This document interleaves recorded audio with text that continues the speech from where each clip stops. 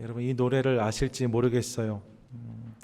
말없이 건네주고 달아난 차가운 손, 가슴 속 들려오는 눈물 젖은 편지, 하얀 종이 위에 곱게 써내려간 너의 진실 알아낸 후 난 그만 울어버렸네.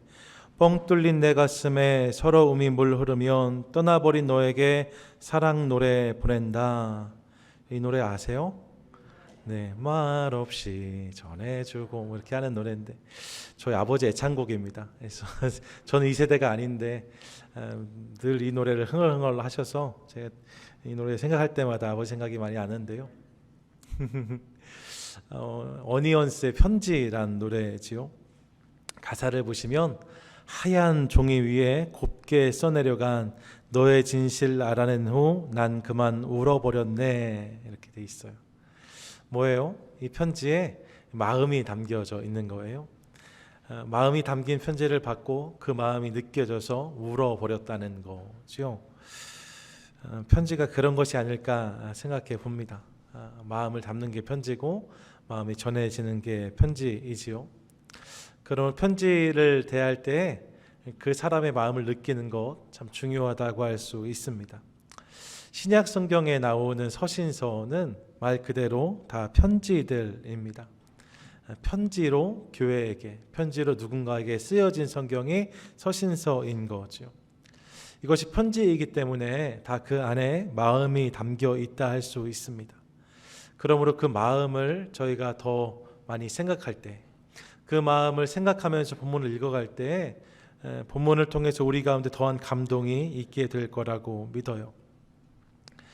많은 서신서들이 있는데 사실 그 서신서들 중에 대부분의 서신서는 그런데 업무용 서신서예요. 교회에 문제나 어려움이 있는 거죠. 논쟁이 있을 때 그 교회의 그런 이야기를 듣고서 바울이 편지를 썼어요. 그래서 이런 문제는 이렇게, 저런 문제는 저렇게 좀 했으면 좋겠다. 지금 너희 안에 이런 어려움이 있다는 이야기 듣는데 그럴 땐 좀 이렇게 하면 좋겠다. 이런 편지들이 실은 대부분의 편지입니다. 그러니까 우리가 생각하는 편지하고 조금은 다르죠. 조금 오피셜할 수 있습니다. 그런데 그 많은 서신서 중에 정말 개인적인 감정이 물씬 묻어나는 편지 한 권을 뽑으라 한다면 많은 사람들이 빌립보서를 꼽습니다. 빌립보서를 보시면 그 안에 이런 특별한 문제나 떼제가 없는 것을 우리가 확인할 수 있어요. 그냥 사랑하는 사람들에게 감사와 사랑을 담아서 쓴 편지가 빌립보서인 거죠. 다 아시는 것처럼 빌립보서가 옥중서신이라고 하잖아요. 감옥 안에 있던 바울이 감사와 감격으로 빌립보 교회에 보낸 편지. 사실 그럴 수 없는 상황이었는데 어떻게 그런 편지를 쓸 수 있었을까? 어떻게 그런 기쁨이 그의 삶에, 그의 마음에 흐를 수 있었을까?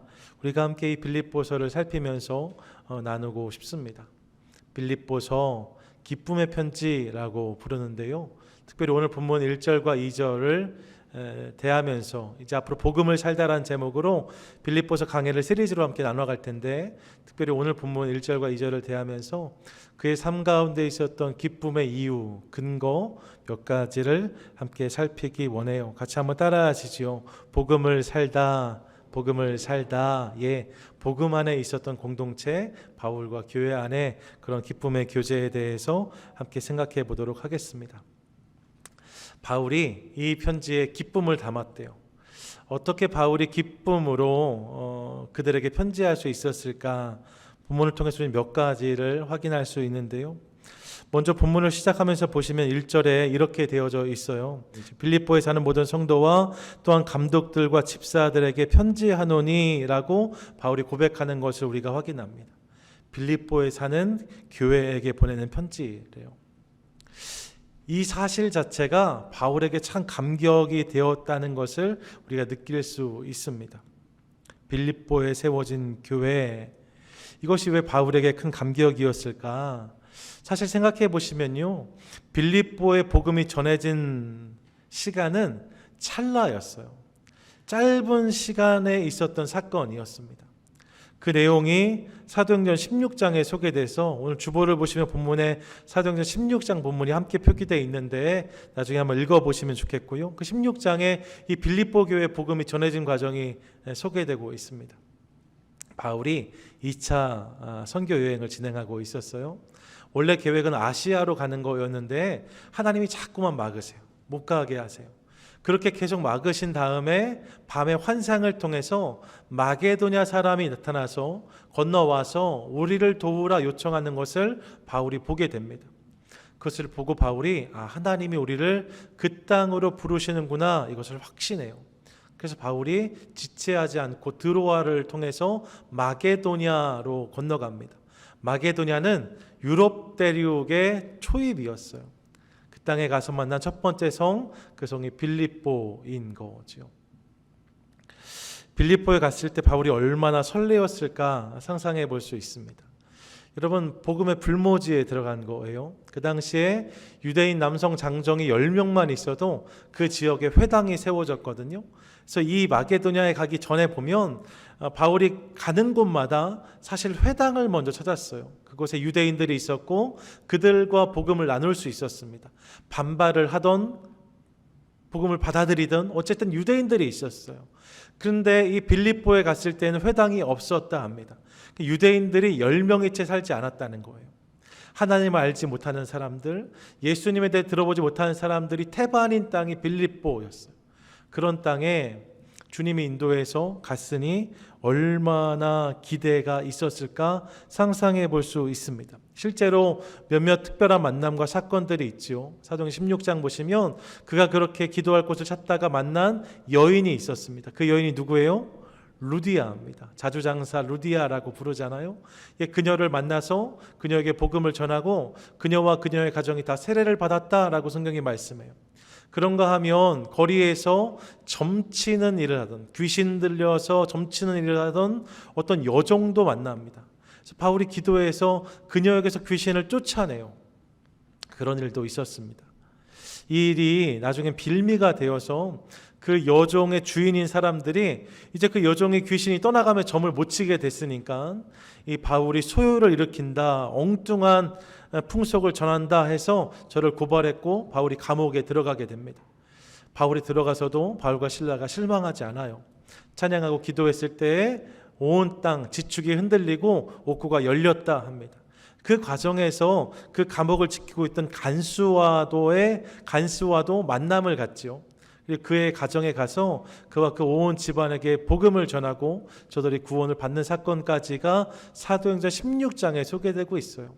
이런 일들이 있었습니다. 그런데 바울이 이런 일들이 물론 그 시간에 있었지만 오래 그 땅에 머물지 못합니다. 왜냐하면 그렇게 하고 나서 자신이 로마 시민권자인 것을 밝히니까 그 간수와 또 관련된 사람들이 약간 당황해해요. 그 당시만 해도 로마 시민권자다는 것은 어마어마한 일이었거든요. 그런 로마 시민권자를 빌립보에서 감옥에 그냥 가두어 버렸으니까 무언가 문제가 될 수 있다, 이런 생각을 했던 것 같아요. 그래서 바울에게 이 성을 떠나달라고 부탁합니다. 그래서 바울이 그 성을 떠났다고 성경이 기록하고 있어요. 그만큼이 다인 거예요. 빌립보에 머물렀던 시간이 그만큼이 다인 거죠. 이후에 선교 여행을 오가던 중에 바울이 잠깐 그곳을 방문한 적은 있어요. 거쳐간 적은 있어요. 지났던 적도 있어요. 하지만 그 시간은 지극히 미미한 것이죠. 바울이 에베소에서 3년 이상을 머물렀거든요. 고린도에서 1년 반 이상을 머물렀습니다. 그렇게 그곳에 교회를 세우고 성도들을 돌보았습니다. 그런 시간과 비교해 보면 빌립보에서 머물렀던 시간은 너무나 짧은 것이라고 할 수 있어요. 학자들이 그가 빌립보에서 머문 시간을 다 합쳐도 한 달이 채 되지 않을 것이다 라고 설명하기도 합니다. 그리고 짧은 시간을 머물렀어요. 그런데 그곳에 교회가 선 거예요. 그냥 교회가 아니라 잘 세워진 교회가 쓴 것을 확인합니다. 방금 읽었던 본문을 보니까 그 교회를 이야기하면서 모든 성도, 감독, 집사들을 언급하고 있어요. 무슨 말이에요? 교회 안에 이런 조직이 이미 갖추어졌다는 거예요. 성도들이 모여 있고 교회를 리딩하는 감독들이 서 있고 또 함께 섬기는 집사님들이 서 있는 것을 저들이 확인하게 되는 거죠. 뿐만 아니라 이후의 본문을 보시면 바울이 지속적으로 선교 사역을 감당할 때 계속해서 그의 사역을 서포터했던 교회 중에 하나가 빌립보 교회인 것을 우리가 확인하게 됩니다. 바울이 감옥에 갇혔을 때에 교회에서 특별히 사람을 정하여서 에바브로 디도를 로마 감옥으로 파송했던 교회도 빌립보 교회였습니다. 뭐예요? 바울이 그곳에 머문 시간은 아주 짧았는데 근데 그곳에 너무나 아름답고 너무나 귀한 교회가 세워진 것을 보는 거죠. 그래서 바울이 기뻐하지 않을 수 없었던 거예요. 자기는 뿌리기만 했는데 든든하게 주님 안에 세워지는 교회를 보면서 하나님이 교회를 이렇게 세워가시는구나. 교회의 머리가 예수 그리스도이시구나. 이 사실을 빌립보 교회를 보면 알 수 있는 거죠. 그 감격으로 인하여서 바울의 마음에 기쁨이 흐르고 있는 것을 우리가 확인할 수 있습니다. 그런 바울을 보면서 우리는 먼저 교회의 머리 되신 예수 그리스도, 그분을 인정할 때 교회를 향한 기쁨이 우리 안에 흘러나올 수 있다는 사실을 깨닫습니다. 마태복음 16장 18절 보시면 이렇게 말씀하는데 같이 한번 읽겠습니다. 시작. 또 내가 내게 이르노니 너는 베드로라. 내가 이 반석 위에 내 교회를 세우리니 음부의 권세가 이기지 못하리라. 아멘. 여러분, 성경을 보시면 교회란 말이 많이 나올 것 같지만 사실 구약엔 등장하지 않아요. 신약에 와서도 복음서에선 교회란 언급이 딱 2번 등장하는데 그 2번이 다 예수님께서 하신 말씀이거든요. 그 중에 첫 번째가 이 본문이에요.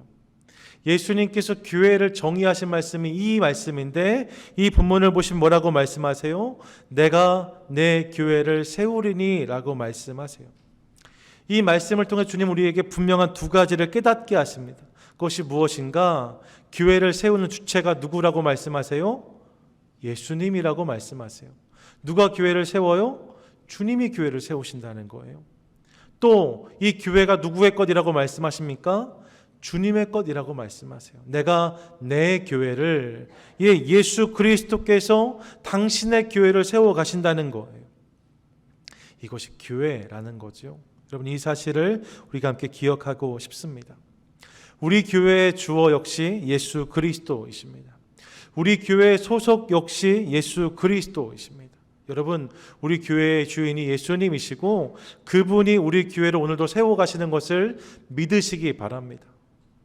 이것에 대한 분명한 믿음과 고백이 있을 때 우리 안에 교회를 생각하면 감격이 더할 수 있어요. 사람이 세워가는 것으로, 사람들끼리 만들어가는 것으로 생각하면 교회를 바라볼 때 얼마나 부족한 게 많아요. 우리 교회뿐만 아니라 세상 어느 교회가 만족할 만하다고 할 수 있겠습니까? 어느 교회가 온전하다 할 수 있겠습니까? 사람만 보면 사실 만족할 수 있는 교회가 없어요. 본이 될 만한 교회가 흔치 않아요. 사람만 보면 교회를 대하면서 기쁨을 느끼기가 어려운 것이 현실입니다. 요즘 세상에서는 저러면서 무슨 교회가 세상의 빛과 소금이냐, 저러면 무슨 교회가 세상의 소망이라 할 수 있냐, 이런 빈정거림까지 터져 나오는 것을 우리가 확인합니다. 인간적인 눈으로 보면 그 말을 부인하기 어려운 그런 송구함이 저에게도 있습니다. 하지만 여러분, 그럼에도 우리가 기억해야 될 것이 있습니다. 그게 뭐예요? 교회는 사람들만의 모임이 아니에요. 사람들이 세워가는 공동체가 아니에요. 교회의 머리가 누구시라고요? 예수 그리스도이십니다. 그분이 당신의 피로 사신 공동체가 교회이고 그분이 머리가 되심으로 당신의 몸을 지금도 빚어가고 계십니다. 그러므로 교회를 바라볼 때 그 예수 그리스도, 그분의 주인 되심을 인정하고 고백하는 우리 모두가 될 수 있기를 원합니다. 여러분, 오늘 우리 교회를 세워가시는 이도, 오늘 우리 교회의 주인도 예수님이세요. 사람을 볼 땐 그러지 못할 수 있지만 그 주님을 인정하고 고백하기 시작할 때 우리 안에 주님이 주시는 교회를 향한 기대와 감격이 있게 될 줄로 믿습니다. 믿으십니까? 믿으십니까? 아멘. 여러분, 우리 교회가 주님의 것입니다. 주님이 일하세요. 그러므로 그 주님을 바라보면서, 여러분, 사람이 아니라 그 주님을 바라보면서 앞에 있는 유목사나 함께 신앙생활 하시는 어떤 성도를 바라보면서 우리 교회를 생각하는 것이 아니라 그 위에서 우리 가운데 역사하시는 주님, 그분을 바라보고 인정하는 것을 통하여서 교회를 생각할 때마다 주님이 주시는 기쁨과 기대가 우리 안에 넘치게 되기를 축복합니다. 아멘. 더불어서 빌립보 교회를 향한 그런 기쁨이 바울에게 있었는데 동시에 또 한 가지의 그의 마음에 있는 기쁨의 이유도 발견해요. 오늘 편지가 이렇게 시작됩니다. 1절을 시작할 때 보니까 그리스도 예수의 종 바울과 디모데는 이라고 고백해요. 이게 이제 편지를 시작하면서 바울이 자기를 소개하는 부분이거든요. 근데 바울이 편지를 많이 보냈어요. 여러 교회에 편지를 많이 썼습니다. 그 편지가 시작할 때마다 바울은 자기를 늘 소개하면서 편지를 시작했어요. 그런데 다른 편지들과 이 편지, 오늘 빌립보서를 보면 무언가 차이가 있는 것을 우리가 확인할 수 있습니다. 성경을 같이 좀 볼까요? 로마서 1장 1절. 로마 교회에 보낸 편지를 쓸 때 바울이 뭐라고 자기를 소개하는가? 이렇게 소개해요. 예수 그리스도의 종 바울은 사도로 부르심을 받아, 이렇게 고백합니다. 고린도 교회에 쓴 편지 보세요. 1장 1절에 보니까 하나님의 뜻을 따라 그리스도 예수의 사도로 부르심을 받은 바울과 라고 말해요. 고린도 후서에서도 하나님의 뜻으로 말미암아 그리스도 예수의 사도된 바울과 라고 고백하고 있습니다. 갈라디아 지역에 있는 성도들에게 쓴 편지 1장 1절을 보니까 오직 예수 그리스도와 그를 죽은 자 가운데 살리신 하나님 아버지로 말미암아 사도된 바울은 이라고 고백하고 있어요. 에베소 지역에 있던 교회를 향해서도 1장 1절을 보니까 하나님의 뜻으로 말미암아 그리스도 예수의 사도된 바울은 이라고 소개합니다. 골로새 교회를 향해서 쓴 편지 보세요. 1장 1절을 보니까 하나님의 뜻으로 말미암아 그리스도 예수의 사도된 바울과 라고 고백하고 있습니다. 바울이 모든 편지에 자기를 소개하는데 바울이 자기를 뭐라고 소개해요? 뭐라고 소개해요? 사도라고 소개해요. 다른 것보다 빠지지 않고 언급되는 게 사도란 단어입니다. 내가 사도다, 내가 사도다, 이 이야기를 모든 편지마다 적어내고 있습니다. 좀 과하다 싶을 정도로 너무 많이 이렇게 적어서, 아니요, 여러분 어떤 서신서를 보면 아예 편지의 일정 부분을 할애해서 자신이 진짜 사도라는 것을 강하게 주장하는 내용까지 우리가 확인하게 돼요. 그런 그의 모습을 보면서 어떤 이들은 바울이 너무 내가 사도다 이렇게 주장하는 게 아니냐라고 말하기도 합니다. 다른 편지들에는 그렇게 사도라는 말을 강조해서 쓰고 있는 거예요. 여러분, 근데 여기엔 이유가 있어요. 왜 바울이 편지를 쓸 때마다 내가 사도다 사도다 했는가? 사실 이 사도라는 호칭 말입니다. 이게 헬라어로 아포스톨로스란 단어인데 보냄을 받은 자라는 의미예요. 보냄을 받은 자. 그래서 이 보냄을 받은 자라는 단어가 사도인데 이 사도라는 단어는 성경 안에서 보면 특별한 그룹에게만 사용되었습니다. 기준이 있었어요. 어떤 사람이 사도냐? 이 땅에 사셨던 예수 그리스도를 직접 만난 사람, 그 예수님께 직접 가르침을 받은 사람, 그리고 부활하신 예수님을 만난 사람, 이게 사도예요. 그 주님께 직접 보냄을 받은 자가 사도인 거죠. 이렇게 생각하시면 사실 사도란 표현이 많이 등장하는 것 같지만 사도라 부를 수 있는 사람들은 딱 정해져 있다는 것을 우리가 알 수 있습니다. 그게 누구예요? 그게 12제자예요. 예수님의 12제자만 사도인 거예요. 그들이 예수님을 만났고 예수님께 가르침을 받았고 부활하신 주님 만났잖아요. 그래서 12제자에게만 이 사도라는 호칭이 가능했습니다. 실제로 베드로 사도, 요한 사도, 사도 도마, 사도 야고보 이렇게 불러요. 그들이 사도인 거죠. 나머진 사도가 없어요. 오늘날 시대에도 이제 신사도주의라고 말해서 오늘날도 내가 사도다 말하는 사람들이 있어요. 여러분 조심하셔야 돼요. 이 사도라는 말은 내가 주님을 직접 만났다, 그 주님이 나를 직접 가르치신다, 이 의미거든요. 그러니까 문제가 좀 있는 거죠. 그런 감격이 있을 수 있지만 내가 사도다, 지금은 그렇지 않습니다. 성경은 그 부분에 대해서 인정하지 않아요. 그런데 어쨌든 그 시대를 살았던 사도들이 있었는데 그렇게 생각하면 이 기준에 부합하지 않는 사도가 있어요. 우리가 보기에도. 그가 누구예요? 그 바울이에요. 우리 바울을 말할 때 늘 뭐라고 말해요? 사도 바울이라고 그를 불러요. 사도 바울. 그런데 바울이 예수님이 이 땅에 사실 때 예수님 만났는가? 그럼 분명하지 않아요. 성경에 그런 내용이 등장하지 않아요. 뿐만 아니라 그 예수님께 가르침을 받았는가? 실은 그럴 리가 없습니다. 왜요? 예수 믿는 사람들을 강하게 핍박했던 자가 바울이잖아요. 그러니까 바울은 이 기준에 부합하지 못하는 사람이었다는 거예요. 그런데 바울이 사도라는 이름을 받았으니까 사람들이 이것을 늘 논쟁의 거리로 삼았어요. 일반적인 사도의 기준에 부합하지도 않고 회심 전에 이 바울로 인해서 핍박과 고난을 경험했던 가족들도 있었거든요. 감정이 좋을 리도 없어요. 뿐만 아니라 열심히 있다는 사람들 중에서도 바울의 헌신과 열정의 시기와 질투를 느끼는 이들이 있었습니다. 그래서 끊임없이 그들이 이 부분을 시비했어요. 네가 사도가 맞냐? 네가 사도가 맞냐? 이렇게 저를 시험한 거죠. 시비한 거죠. 하지만 바울은 자신이 사도로 부름받았다는 확신이 있었습니다. 왜냐하면 사도행전에 보시면 다메섹 도상에서 그가 예수님을 만나요. 그리고 그때 주님께서 내가 너를 이방의 사도로 불렀다라고 말씀하시거든요. 이 확신이 바울에게 분명히 있었습니다. 자기가 사도라는 자의식이 있었다는 거예요.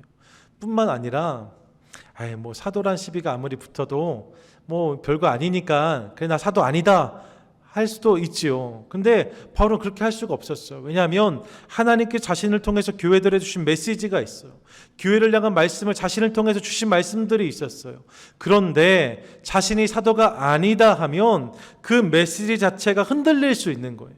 교회를 향해서 주님이 주신 마음들을 흘려보냈는데 자신이 사도가 아니다 이렇게 되어지면 그 메시지 자체가 힘을 잃을 수 있다는 생각을 바울이 한 거죠. 그래서 개인적인 이유뿐만 아니라 이런 공적인 이유에서 바울은 끊임없이 자신의 사도됨을 분명히 하려고 애를 썼습니다. 그래서 내가 주님을 다메섹 도상에서 만났다. 그분이 나를 사도로 불러주셨다. 이 사실을 분명히 간증하고 고백하면서 끊임없이 사도됨을 주장했다는 거예요. 그것이 이 이유인 거죠. 모든 서신서에서 내가 사도다는 고백을 하면서 시작된 이유가 여기에 있습니다. 그런데 오늘 편지를 보시면 오늘 빌립보 교회에 보낸 편지에서 바울은 자신을 사도라고 소개하지 않아요. 뭐라고 소개해요? 그리스도 예수의 종이라고 소개하고 있습니다. 이유가 뭘까요? 다른 모든 서신서에서는 다 내가 사도다라고 하면서 시작했는데 빌립보 교회에는 그렇게 내가 사도다는 말을 하지 않고 있어요. 이유가 뭘까요? 이유는 분명합니다.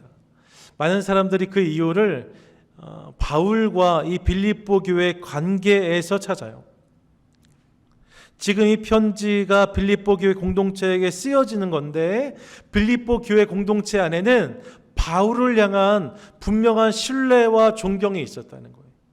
그 부분에 대해서 시비하는 사람이 없었다는 거죠. 바울이 사도가 맞아? 이렇게 말하는 사람들이 없었다는 거예요. 바울이 느낄 만큼. 바울이 그것에 대해서 조금도 의심하지 않을 만큼 분명한 신뢰가 저들 안에 있었다는 거죠.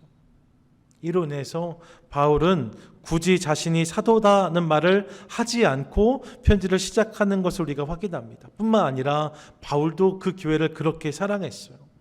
편지의 내용을 보시면 빌립보 교회 안에도 문제가 있어요. 여러분 빌립보 교회 빌립보서 4장에 가보시면 주방 안에서 불거진 문제에 대해서 두 여인의 실명을 언급하면서 싸우지 말라고 이렇게 이야기까지 하거든요.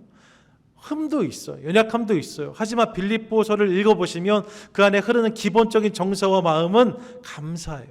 감격이에요. 기쁨이에요. 내가 너희를 생각할 때마다 기쁘다라고 고백하는 바울의 고백을 듣습니다. 바울이 교회를 생각할 때, 교회가 바울을 생각할 때 저들 안에 이런 신뢰와 존경, 인정과 사랑이 있었다는 거예요. 그런 관계로 인해서 바울 안에, 교회 안에 기쁨이 흐르는 것을 확인하는 거죠. 저들 안에 서로를 향한 인정과 존경, 신뢰가 있었고 그것으로 인하여서 저들 안에 아름다운 힘 있는 동역이 일어나고 있는 것을 확인합니다. 이를 통해서 저는 신뢰의 중요성을 깨달아요. 신뢰받고 신뢰하는 공동체, 인정받고 인정하는 공동체의 귀함이 있는 거죠. 전 우리 교회에도 이런 모습, 이런 마음이 있게 되기를 원합니다. 인정받는 게 중요합니다. 여러분, 어렸을 때부터 가정에서 인정받지 못함으로 인해서 평생 동안 누군가에게 인정받고 싶어 하는 마음, 그 인정에 목말라 하는 이들을 볼 때가 있습니다. 아버지로서 자신이 인정받지 못한다는 생각 때문에 늘 불안해하는 가장의 모습을 볼 때가 있습니다. 아들인데 딸인데 내가 우리 가정에서 그렇게 인정받지 못한다는 생각 때문에 늘 불안해하고 어려워하는 자녀들의 이야기를 들을 때가 있습니다. 아빠, 나 아들 맞아? 이렇게 묻는 자녀의 이야기를 들은 적이 있어요. 그런 모습이 있을 수 있습니다. 자신이 무엇을 해야만 인정받을 수 있다는 생각 속에서 끊임없이 자신을 옥죄고 채찍질하는 사람들의 모습을 볼 때가 있습니다. 인정의 결핍이 이런 아픔을 낳는 거예요. 교회 안에서도 이런 모습을 봅니다. 교회에서 직분을 받아 섬기면서 항상 공동체에서 자신이 인정받지 못한다는 생각 때문에 기쁨을 잃어가는 분들을 볼 때가 있습니다.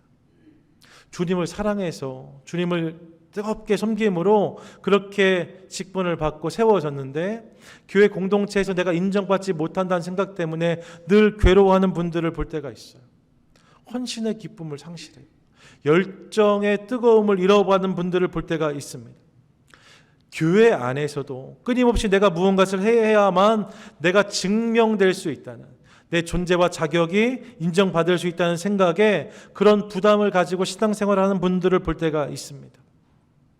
여러분, 그런 분들을 보면 참 아쉽습니다. 마음이 아픕니다. 그렇게 신앙생활하면 얼마나 피곤하고 지칠까 그런 생각을 해봅니다. 인정에 고파하는 모습, 그것은 좋은 결과로 이어지지 못할 수 있어요. 좋은 공동체, 아름다운 공동체는 서로가 서로를 인정하고 세워주는 공동체라고 말씀합니다. 이 사실을 기억하면서 우리가 함께 우리 마음에 새기고 싶습니다. 여러분, 혹시 우리 안에 인정받지 못함을 인하여서 아파하는 마음이 있는 분들 계시다면 먼저 그럼에도 불구하고 나를 끊임없이 인정하고 지지하시는 분, 하나님, 그분이 계심을 기억할 수 있기를 원합니다. 내가 좀 부족하고 연약해도 주님은 나를 인정해 주세요. 주님은 나를 지지해 주세요. 주님은 나를 버리지 않으세요. 여러분, 이 사실을 기억하면서 우리의 인정의 토대를 기본적으로 하나님 삼는 우리 모두가 될 수 있기를 원해요. 더불어 그 하나님 안에서의 공동체가 우리이기 때문에 우리 안에도 이 인정이 풍성히 흐를 수 있기를 소망합니다. 서로가 서로를 바라볼 때 의심과 불신의 시선을 거두고 부족하면 부족한 모습 그대로, 약하면 약한 모습 그대로 함께 품어주도록 하겠습니다.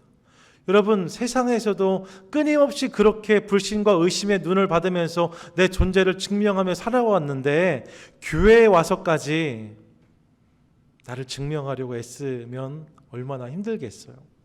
교회는 그런 공동체가 아니라 인정해주는 공동체가 돼야 돼요. 품어주는 공동체가 돼야 돼요. 지지해주는 공동체가 돼야 돼요. 왜요?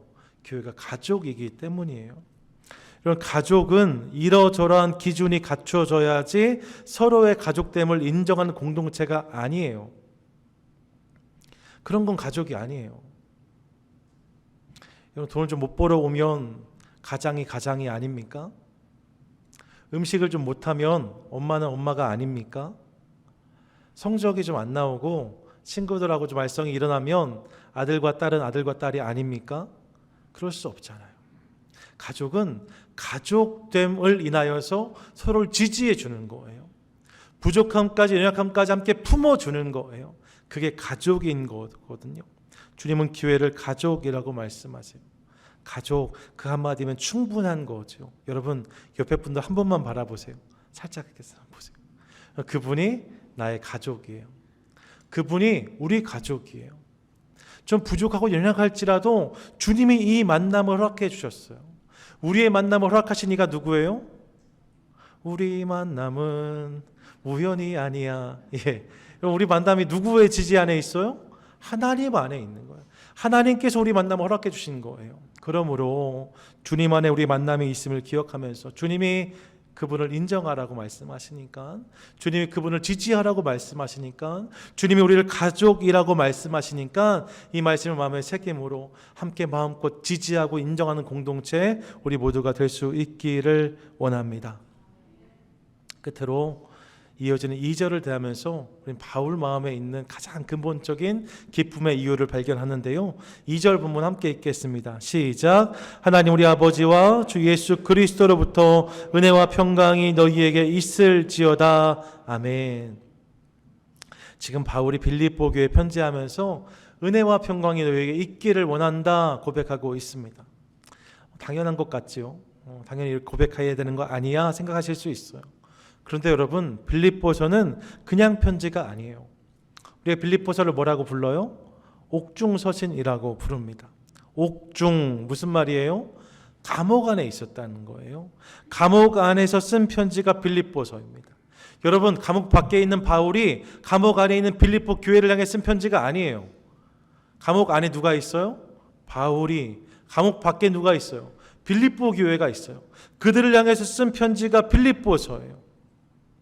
2주 뒤에 살피겠지만 바울은 이 편지에 자신의 상황이 감옥인 것을 분명히 전하고 있습니다. 13절 보시면 이러므로 나의 매임이라고 하고 1장 14절 보면 형제 중 다수가 나의 매임으로 말미암아라고 고백해요. 지금 바울이 매여 있다는 거예요. 지금 바울이 감옥에 있습니다. 여러분, 로마 감옥에서 재판을 기다리고 있는 바울을 상상해 보세요. 절대로 이게 만만한 상황이 아니었을 거예요. 우리가 운전을 하다가 티켓을 받아요. 폴리스가 잡아서 티켓을 받고 코트로 나와라 하면 그 티켓을 받는 순간부터 마음이 어떠세요? 난 너무 평안해요. 이런 분 계세요? 쉽지 않아요. 여러분, 코트 날짜가 잡히면 마음이 두근두근해요. 저도 미국 가서 코트 한 번 가봤거든요. 되게 불안하더라고요. 판사가 무슨 말 할까, 이런 불안함이 있는 거죠. 별스럽지 않은 게 있어도 미국은 이제 벌점 안 맞고 하려면 코트에 꼭 가야 되잖아요. 재판을 앞두고 있는 사람들 마음에 있는 조마조마함이 있습니다. 그냥 교통 위반을 조금만 해도 그런 불안함이 있는데, 지금 바울이 감옥에 있는데 바울의 죄명은요 그 정도 수준이 아니에요. 스탑 사인을 어긴 것, 시그널을 지나간 것, 이 정도 수준이 아니에요. 유대 땅에서 소요를 일으킨 자라는 죄명이 있습니다. 이단의 우두머리라는 죄명이 있습니다. 그 죄명을 받고 유대에서 로마까지 압송돼 왔어요. 어지간한 죄명 이렇게 하지도 않아요. 유대에서 로마까지 압송돼 와서 지금 감옥에 있는 것이 바울의 현실입니다. 황제에게 재판을 받아야 돼요. 근데 그 당시에 황제가 누구예요? 누구라고요? 네로 황제예요. 여러분, 어마어마한 제목을 가지고 네로 황제에게 재판을 받아야 되는 바울, 평안할 수 있었을까요? 잠잠할 수 있었을까요?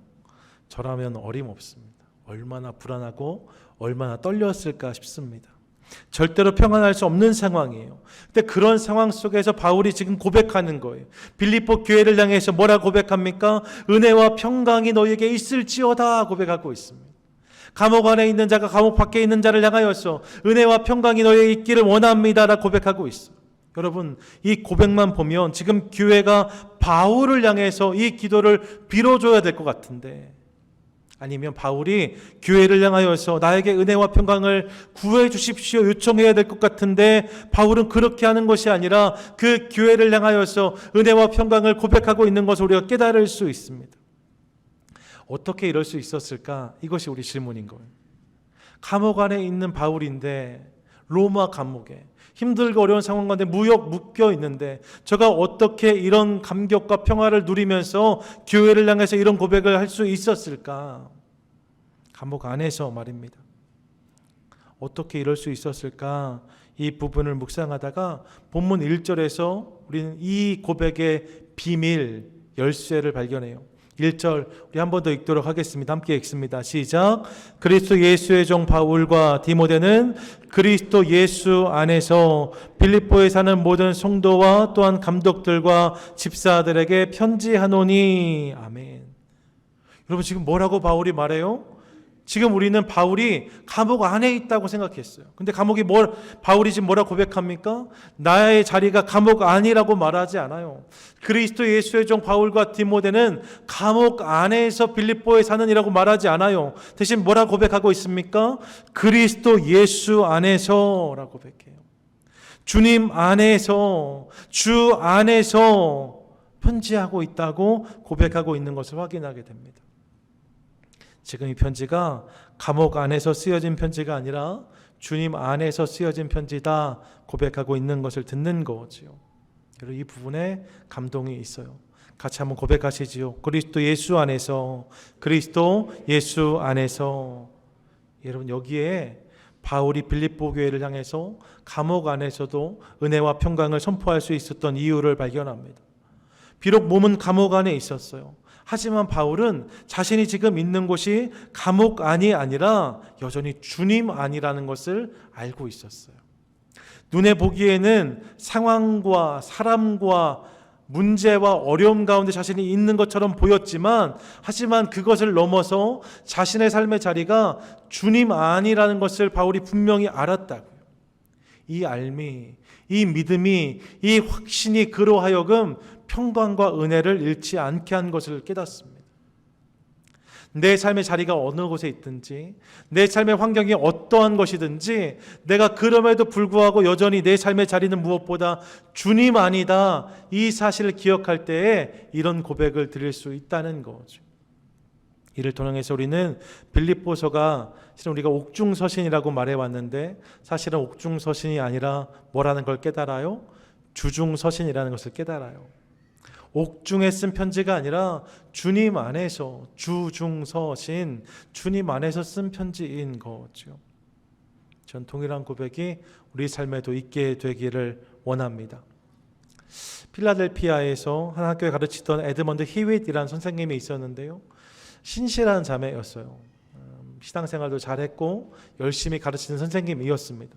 믿음이 좋으니까 학교에서 좀 어려운 친구들 보고, 불량한 친구들 보면 안타까운 마음이 있어서 저들을 잘 선도하고 지도하기 원했어요. 그래서 아이들을 만나면 그렇게 아이들을 가르쳤는데, 모든 아이들이 그걸 잘 받으면 좋은데 그중에 한 학생이 선생님이 잔소리한다고 화가 나서 학교에 건축이 진행되고 있었는데 건축 자재 중에 하나를 끌고 와서 선생님을 뒤에서 내리쳤어요. 그래서 등과 허리에 심각한 부상을 입고 병원에 입원하게 되었습니다. 이 히윗 선생님이 병원에 입원했어요. 몸을 일으킬 수가 없습니다. 얼마나 병원에 있어야 될지 알 수가 없는 상황이에요. 여러분, 왜 이런 일이 생겼어요? 아이를 잘 지도하려고 했는데 이런 일이 생긴 거예요. 사랑의 마음으로 이렇게 했는데 이런 일이 생긴 거예요. 히윗 선생님 안에 자꾸만 억울한 마음이 들어요. 내가 뭘 잘못한 것도 아닌데 왜 이런 일이. 이 억울함이 시간이 길어지니까 분노로 바뀌어요. 학생을 생각하면 분이 일어나요. 상황을 생각하면 분이 일어나요. 이제는 일상이 짜증과 신경질로 채워지기 시작해요. 모든 게 다 화가 나는 거예요.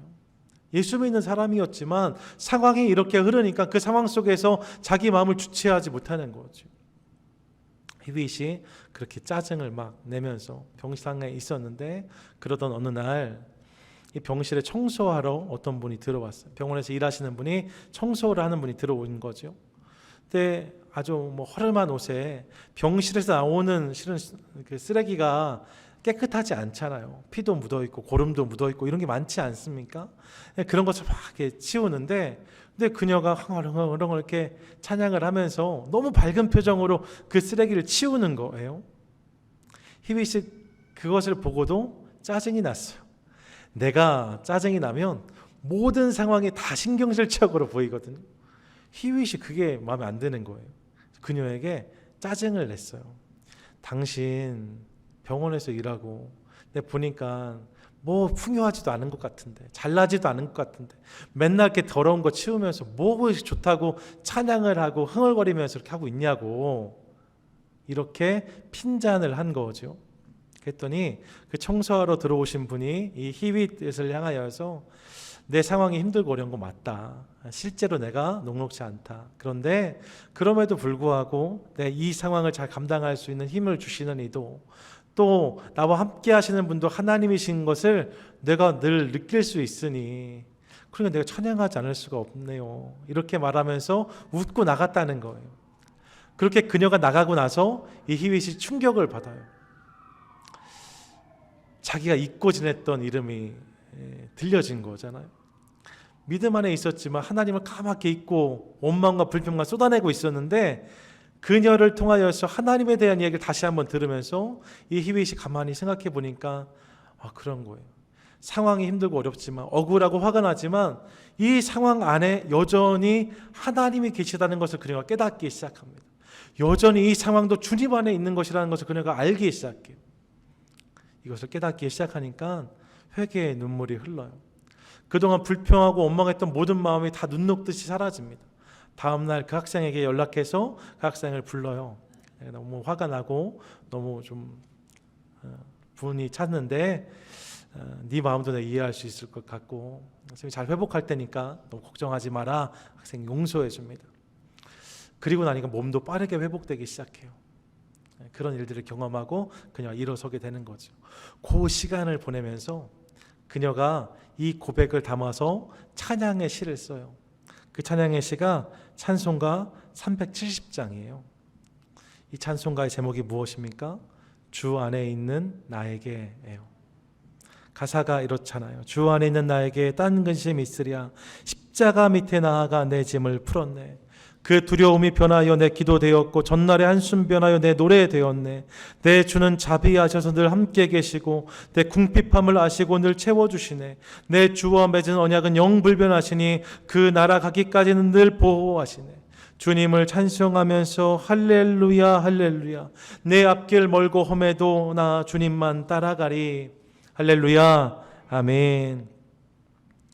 자신의 상황과 환경이 힘들고 어려웠지만 그것까지도 주님 안에 있는 것을 깨닫기 시작할 때, 그것을 고백하기 시작할 때 그녀의 삶 가운데 이런 찬양이 터져 나왔다는 거죠.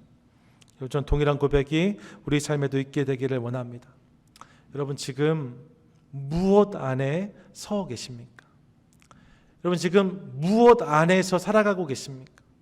혹시 우리 안에 어떤 문제 안에 내가 서 있는 것처럼 느껴지지 않으세요? 어떤 어려움 안에 내가 서 있는 것처럼 느껴지지 않으세요? 어떤 답답함 안에 내가 서 있는 것처럼 느껴지지 않으세요? 그런 분들 아니 계십니까? 여러분 이 시간 주님이 우리에게 말씀하세요. 우리의 삶은 문제 안, 상황 안, 어려움 안, 답답한 안, 그것을 넘어서 우리의 삶은 근본적으로 주님 아닌 것을 깨달으라고 말씀하십니다. 내 삶의 자리가 거기라는 거예요.